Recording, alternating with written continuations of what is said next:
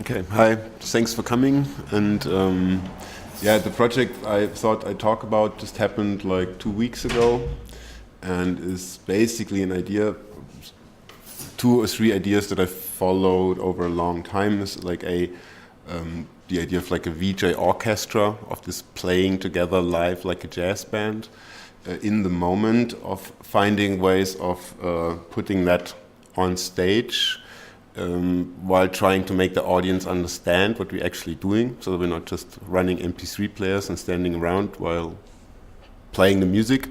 But so what I'm trying to do there is a little bit like VJ art.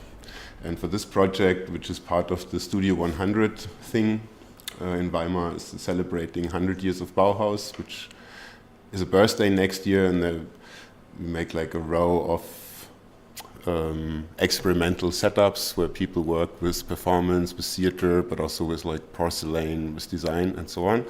And I was invited to do this video art workshop. And so I could invite the 2 guys on the right, that's Benny and Sven from the B-Seite Festival from Mannheim. The guy to my side is Tobe, he's from Weimar, like where I lived for a long time, so it's like the next generation VJ. And the idea is basically to make some kind of Chinese whispers. So the initial concept would be that you have 12 of these screens that are hanging in a circle. Every VJ is under the screen. It's basically exactly as we have it here. So that's his signal, it's his signal, his signal, his signal. And basically he gets my input, he gets his input, he gets his input, and I get his input back to make the circle complete. And at that moment, when you start that, you have basically the signal kind of running in a circle. Yeah, that was the idea, and I invited the guys so that we can play with it. And then now I'm going to say a little bit about the artistic ideas behind it and a little bit about how we did it technically. Maybe see what I have here. The first time that we did something like that was in 2004 at the Contact Europe Festival. It's like in a crazy 320 to 40 resolution because we just found the old web thing.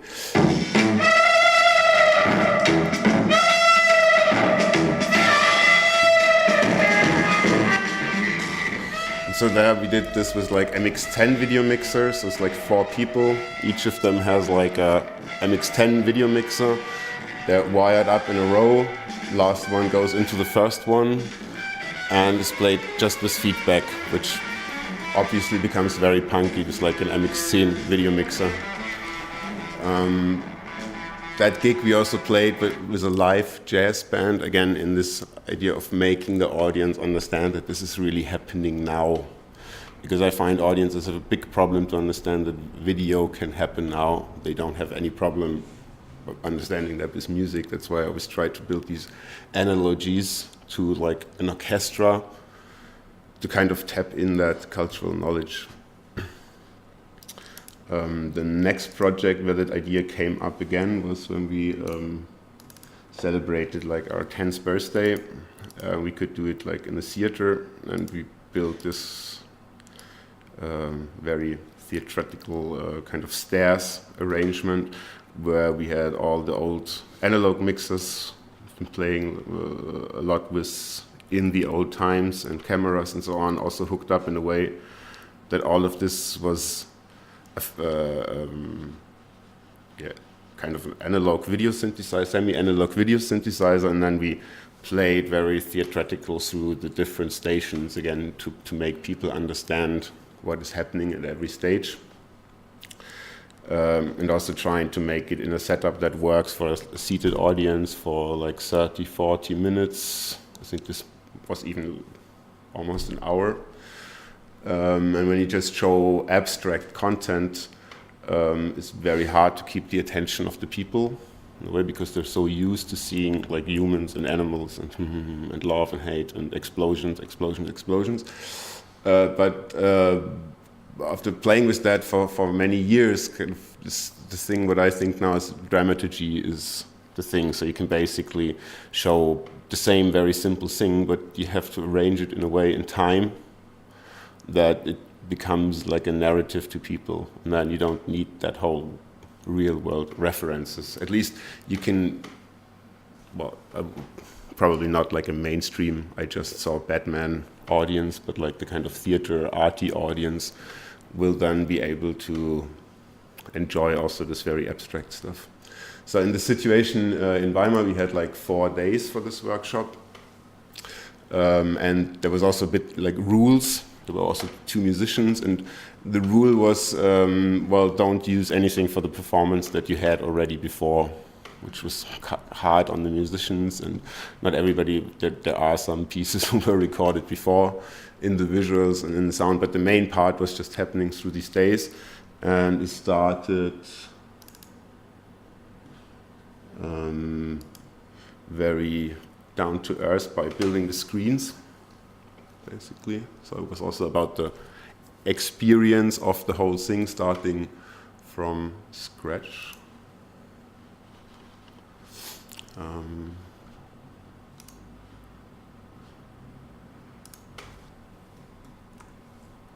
So basically we had this like boy group experimental situation, and for the evening there was a program where Oud also played, who does like the very analog slide projector animations. But anyway, that's how we built the screens with like proper opera and so on, and Oud was practicing in the next room, and we started to wire up our things. And technically what made the whole thing work super well and totally effortless, in a way that I wasn't sure would be really like that, was that we wired up the machines through NDI. I mean, the other guys were all working with Resolume, or Resolume with modulate input, Resolume with VV input inside their own machines. But yeah, basically everybody of us created an NDI signal with their output. And in the back there is like a second machine which gets all the NDI outputs, has a touch patch which puts them together or montage them, or there's like 3 different modes how the signals can go to the screen. And from there is going as a 4K signal onto a data path. That way we didn't have any other than network wires and 1 DisplayPort wire to hook up everybody. And the advantage is if you send everything through the network, you can go 20 meter over network, and then there's the machine with the 1 meter DisplayPort cable to the data path, and the thing is arranged. So this was basically like when we got it all up and wired, we started to jam and play around and lose ourselves in the images and so on. Then the next task was to make a performance out of it, because there was like audience, it was clear it should be like 40 minutes seated audience. So we had, out of this whole jamming madness, which starts once you get the feedback loop on, which is really an intoxicating experience, because you really play together. Like everything that I wanted from that was really happening for everybody who was playing with it. Like it's really a VJ's wet dream in a way, this setup. And so then we had to force ourselves kind of to make some stuff which makes understandable for the audience what we're actually doing. And that is maybe show you the situation, how it looked like during the performance.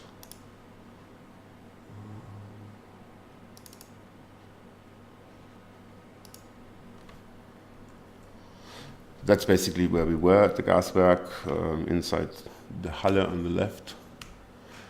And there's like this little kind of theater thing where Oud did her analog stuff, and it was like super different from what we did, and like lots of people were like liking it, other people were not liking it.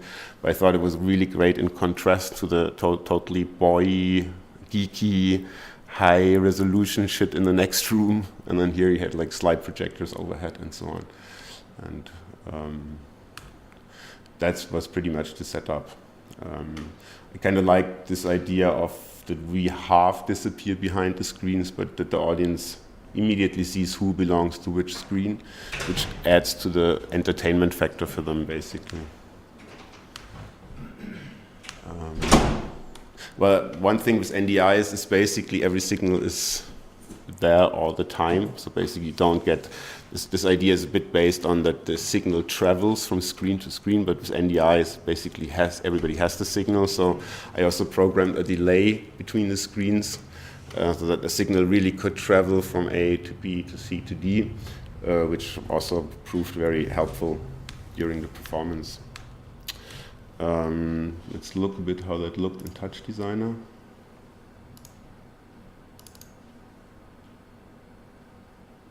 So this is patch.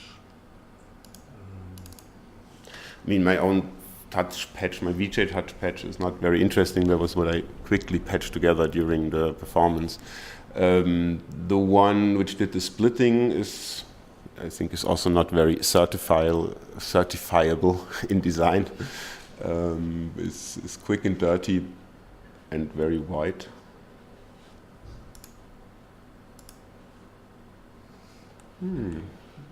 This is new.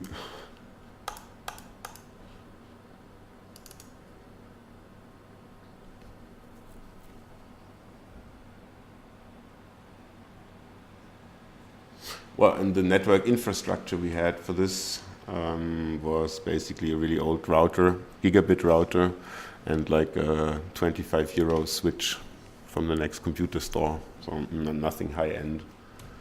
And you're able to do 4K NDI streams? No, we had like 4 full HD NDI streams that were then montaged in Touch and sent out over DisplayPort as a 4K signal.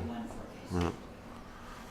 The main advantage is that we have the dirty cables, like the video cables, only on the last station from the data pass to the projector, and not throughout the whole room in between all the computers. And like nobody had like a capture card in their device, so and the delay is really less than with most capture cards, basically. So it's really you send the video to your neighbor over this network cable, and it's a lot better than you would get like for 500 euro capture device. It's my experience with sound and alpha channel, by the way.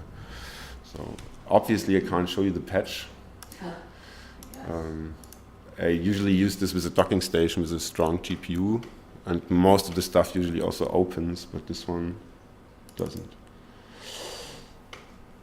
Yeah, but basically it was also just wired up, as you're all experienced enough to know how the setup looked like.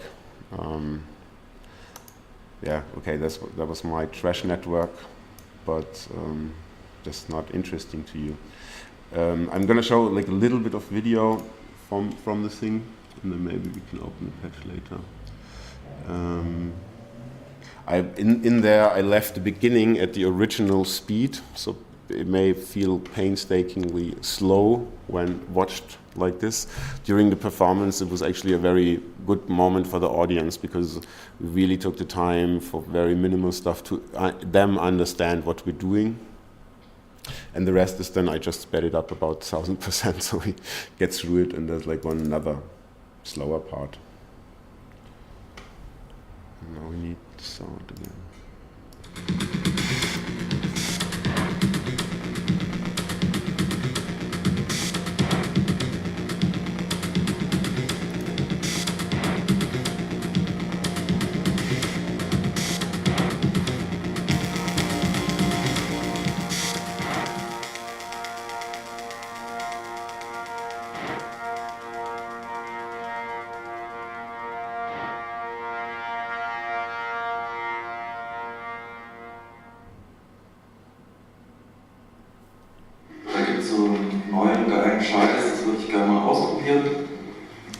So basically, Benny made like an introduction to the audience, which I shortened down now in this one sentence, to explain them that this is like an experiment, that this is actually to find out what we can do with such a setup, which also I think adds to their entertainment to know, well, this is not a movie, but this is this kind of situation. And during that explanation, I showed the Touch Designer patch on the screen, so giving them the look under the hood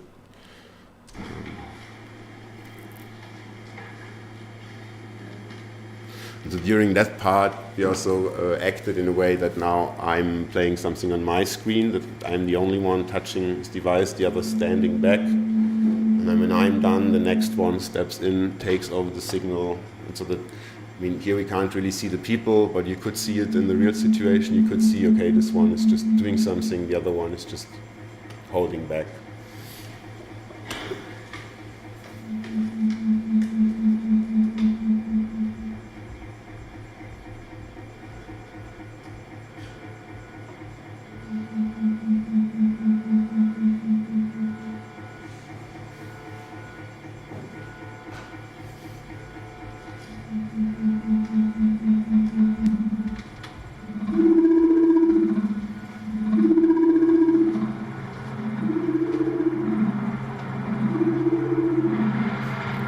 Already the part where it starts speeding it up because it takes so long.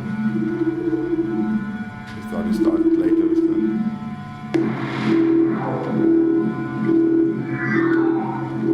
But this is now 10 times the speed. This is later. Faster.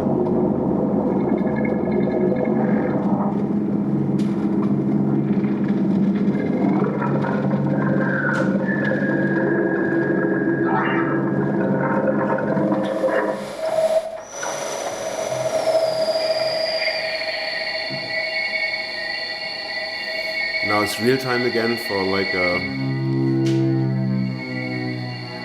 very simple and kind of stupid intermezzo where you just blend in the red and the white and have this very simple sound. But for the audience there is like a really big change to everything that happened before, and after that they were like awake again. I mean, literally I saw this guy, because otherwise you couldn't see the audience. I saw this guy who was like sleeping on the shoulder of his girlfriend. And then after these white flashes, he was like back again.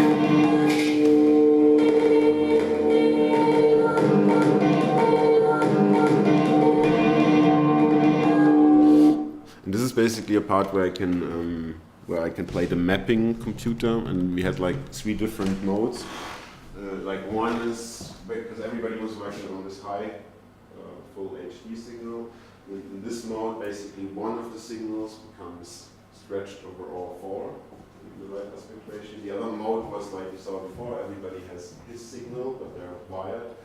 And the third one, which was actually really cool, was we still show the whole image, but every screen shows the slice that is processed by the person. So basically here's my original output, and on this slice you see only what he does to the original frame, what he does, and that way you get like really crazy dynamics going on very simple things that each of the people does. And it's just switching around with that a little bit.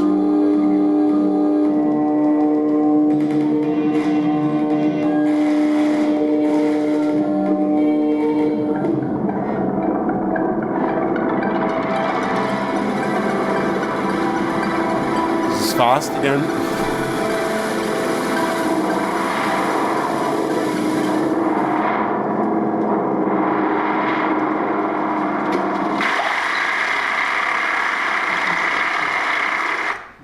And I also show this part because I'm always trying to use these kind of tacky, conservative theater-like things to communicate to the people what we are actually doing. Like, okay, this is not just some party stuff to drink beer to, but by creating this different situation, you create like a different perception with the people, and they take stuff much more serious. Like we would take the stuff serious because we also present it in a way that makes it very, like the ISM thing. You put it in the museum, you put it in the right frame, you get another perception from the audience as well when it plays at 5 in a club. But also other challenges. I don't know. I thought maybe when we still have time, we can just look a bit more at the NDI stuff. It's already only 15 minutes now. How much time did you spend it, like, with the guys to like create a setup, or to make sure like what would come up, or was it actually everything was spontaneous? Or was it like a performance you No, I did mean, before and we trained before? took us like one day to have the setup going and then be able to kind of jam. Okay. And then it was like a mixture of, because inside it was cold and dark, and outside was the first like super sunny day.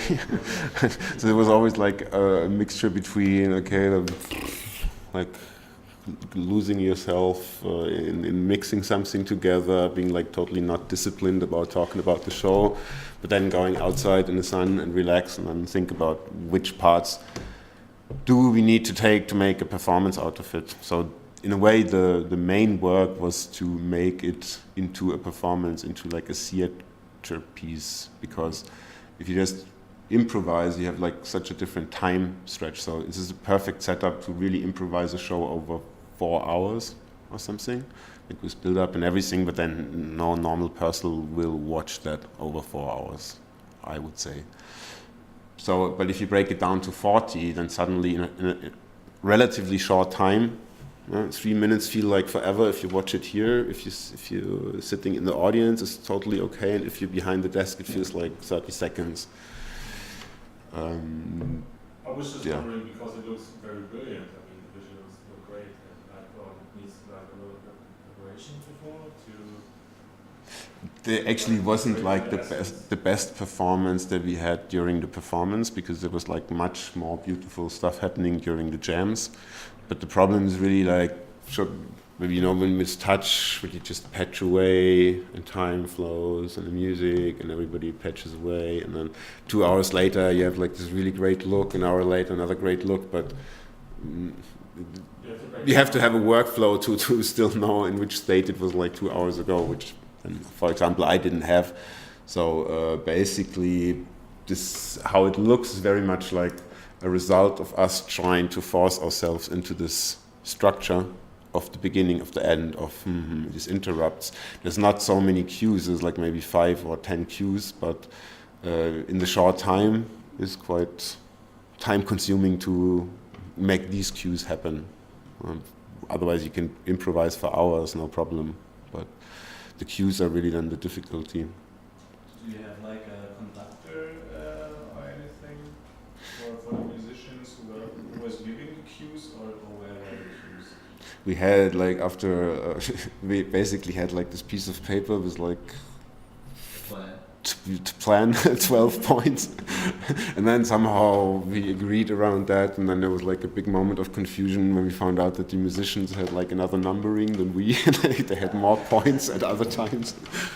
Yeah, but that was kind of easy. So the beginning is, okay, we do these things with the lines. At some point I turn on the feedback. At some point we make this, Benny starts with the first red thing. So then everybody else is allowed to use color before nobody's allowed to use color. So in the end, kind of simple to remember things. Or I had like a cue with the musician together, but that didn't really matter for the other guys because I had the power to switch. So, and they would just find themselves in the other cue. So okay, now that obviously happened. So it wasn't very complicated like that, but still that little complication took up a lot of the effort in a way. So what I think is really cool for this, because I see it as an experiment, so now we know it works that way. Everybody felt it was really satisfying to play the setup. So now we want to try to do it again, make it bigger. Another thought that I find very nice with this is that also at least one or several stations or all stations could also be remote, because basically it's just a tiny additional step to stream his signal over the internet and get it back to the next, and you don't even have to program your delay. It happens through the internet. But that one guy could also be in Australia, another one could be in Japan. And I think it would be still that kind of performable. And if I think about... How would you handle monitoring, being able to see the other people's screens? Because here you can see it from the back of the projector. Well, the setup where you would make the theatrical thing that would have the screens of everybody, and then if the person is not there, you would maybe put a Kraftwerk puppet there or nothing. No, I mean, so yeah, not really. Can you stream all four Because the person who's in Australia needs to see the other 3 screens. Yeah. You could probably give them a small version at least. Yeah. Maybe Like not, downscale. maybe not full size. With a circle, it definitely becomes a problem because here you can still stream him like an overview cam. With 4, it's still. With 4, you also can still compose. With a circle of 12, you cannot compose in the same way. So I think it would become a bit more random, and you would have to have stronger rules. Like here, I wasn't so sure about. I had like some ideas for rules, but I wasn't sure if the whole thing works. So I wasn't like too dictatorshipy. And the other guys are also really old, experienced VJs, so it was really good that they all really know what they're doing. But yeah, I think if you have 12 and you are more certain what happens, so you can make stricter rules, so you can get it together like that maybe. I think it would be really nice to have something like that every 3-4 months and then always develop it on until you come to the point where you can be really virtuous, you know, like somebody who plays like a violin or something. Like I always feel with these setups, yeah, you build them and you did it for a long time, so you're kind of good at improvising on these things, but compared to a person who is a professional piano player, is still like, you know, chopping with a baseball bat on a piano and thinking like, oh, look what I did, it's so great. But to get there together in that situation and becoming really good at it, I mean, you say it looks quite nice already, but it's still like nothing in comparison to what is possible with this kind of setup. But there's always room after that, so. Yeah. But I mean, it was really just cool to feel that how you play with.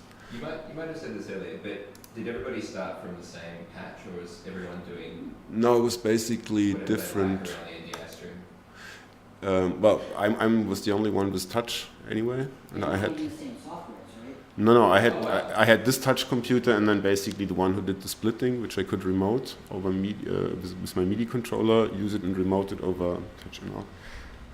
I really can't open this patch in which I don't know what it is. It's very simple, where I did the routing, and I used Resolume.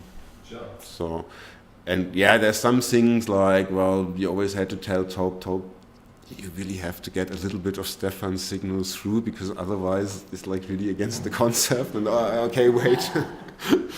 And so on. And no, but basically everybody did what they wanted, yeah. There was really just for the theater aspects we talked about, okay, let's just stick to white lines and please do not cross immediately at the second. Yeah? Yeah. So discussed very long about these few minutes, but all the rest just really happens, because if you see, if I start doing something concentric and then next one says, oh, I also have this nice idea for concentric, and you just put it over and they fit together, and the third one can pick it up, and then Benny feels like, well, the guys are way too nice and clean, I need to seriously glitch the shit out of this, and then you have to deal with that again.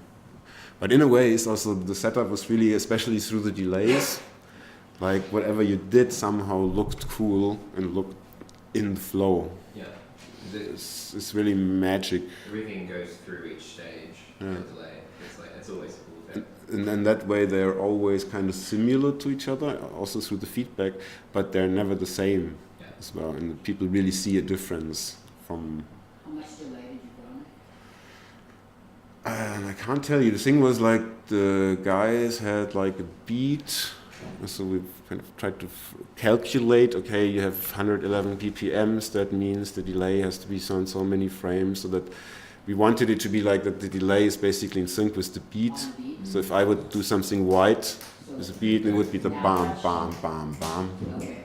And at some point we had it, but basically really by try and error, because there was none of our calculations led to anything. Like I did it with like texture top, and we thought like, okay, so many frames, and no, not at all. Looked like totally strange. And then you shift like the delay, as long as it. To nudge it in real time. Yeah. You like beat matching. It's basically like a texture top and then like a time machine. Oh, sure. Okay. So And then the time machine has this where you say how many frames do you go back in time, and with that you can nudge it without having like bad influence on the performance or anything. And then you just go closer, until it feels a bit like it. Yeah.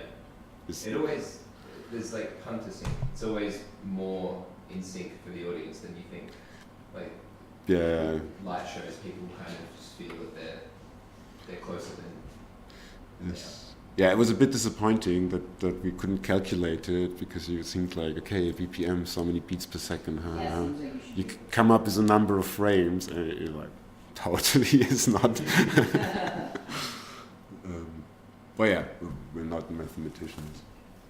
Yeah, and what is so nice about this NDI, that's was the thing is basically you get these NDI tools, they're for free, and I also have them on the USB stick if you want them. And one thing that I'm personally really excited about is probably also really cool for video technicians who have to deal a lot with how do I get this PowerPoint shit over to this media server and stuff. Because you have the how's it called, the screen capture. So basically I could say, well, I want to take this Adobe CC window, want to use it as an NDI source, and then I should be able to select this here. This is a monitor which basically shows you which NDI signals are in the network. And now basically everybody of you who's in the network could have that in the full resolution that it goes out on as an input to their computer. I can also take my mobile and just like about $20 NewTek NDI Cam app, which I then also should be able to see. So basically it shows you from which computer it comes, and then you can give the sources names. Ah, so it's got audio too. It's got audio too, yeah. And alpha channel. You can run it out of After Effects Premiere directly from the timeline. So you can play from Premiere into Touch Designer if you want to. And how little delay it has, at least here locally, is, let me think, if I just turn on desktop sharing or desktop screen capture. So this is also an NDI source. No, okay, this is Jonas. I mean, it always takes a little bit until it has found the sources. But once they're on, they're very on. I think not filming, huh? The red button is slightly. Yeah. The good of it is it's a desktop down. So that's about the performance delay you get. It actually feels quite slow now. Before, if it's just one source, it's even a lot faster. I think it's still quite good compared to most capture cards, considering that there is no capture card involved here. Is it GPU intensive to receive an NDI stream? I don't. Could you Sure. have it on like a Raspberry Pi, for example, and just use NDI in your house to not have to run a HDMI cable to your projector? Yeah, I think so. I think the Mannheim guys were getting quite excited because they worked with Raspberries. And they're just thinking like, okay, so basically with a €50 computer you can now replace a lot of the stuff that's used in professional AV tech, which costs a lot of money. Like, Because I just don't want to buy an AV receiver to avoid running a cable in my house. I'd much rather make school cool that is. yeah. Yeah, well, I have no idea what you need, how you calculate network need, but obviously there will be tools to do that. I mean, we had these 4 full HD streams on very normal gear, like just gigabit, and we didn't have any problems with that. So there was definitely, it was starting to get a bit stranger when the Resolume guys had like all of the 4 sources active, all of them. So we said, well, for now, let's just, everybody has just one signal in, and one computer had all 4 of them. And I don't know how that scales, you know, because network, what do I know? Yeah, it probably just depends on the network hardware. Yeah, I'm sure if you need to make it bigger than that, just hobby jam level or just 4 sources, there's definitely professional equipment will make it happen, because you don't need to go over the internet. Yeah. And what I like very much about NDI is that it was a very nice way to get directly from touch into OBS, or also to get, let's say you want to have like a Facebook live stream in your touch performance, no problem. You just NDI the browser window, you take it into touch. You want to send out then touch again to a Facebook stream. There's like a NDI plugin for OBS, so basically your touch source or whatever NDI source shows up here. Cool. Obviously, it shows up here. And then you're back out streaming it somewhere. I think it's a great tool if you want to like grab digital contents like on the internet stuff. What is the downside compared to like standard camera signals like SDI or something? Is there any compression problem or quality differences? Yeah, I mean, obviously they have to compress. And if you run the feedback, you see at some points the artifacts it creates. Okay. But you really need to go, I mean, if you feedback everything for long enough, you will also see SDI artifacts. I think is, I mean, and obviously this is not made for feedbacking over 4 computers. Obviously this is made to deliver stuff somewhere. But it survives the feedbacking. It's fun to feedback with it. It doesn't die from it. It shows some artifacts if you're really rough with it after quite a while. I would say it's amazingly stable so far. And I find it opens for like VJing as like a performance sport. It opens up a lot of possibilities because people don't need anything. And you can use it in Resolume, you can use it in touch, so bam bam, cross-platform. Well, I'm not an evangelist, so I'm just very excited what it does, what it did for my life. I also saw a graphic card on the internet which actually says like they have 8 NDI outputs, or like graphic cards also coming now out with NDI output. Why should they? That's interesting. What are they? What does it mean? Ethernet ports on it. Ethernet ports. Well, then it doesn't make any sense because it's just one Ethernet port. Yeah. It's connecting to a network. Yeah, I don't get it. Maybe there's some sort of optimization. I mean, what is there from NewTek is, because NewTek puts this out obviously because they want to send the standard. All these tools are very free and very, very good. What they sell is like a device which outputs SDI, so you can plug in your network and out comes proper broadcast SDI. And that's not very cheap, that box. Yeah. So that's where they think want to make the money, by bridging that kind of IP-only workflow to traditional studio and broadcast and live stuff. Yeah.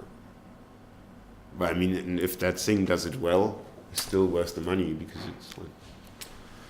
That's what I thought. Yeah, so basically that's all.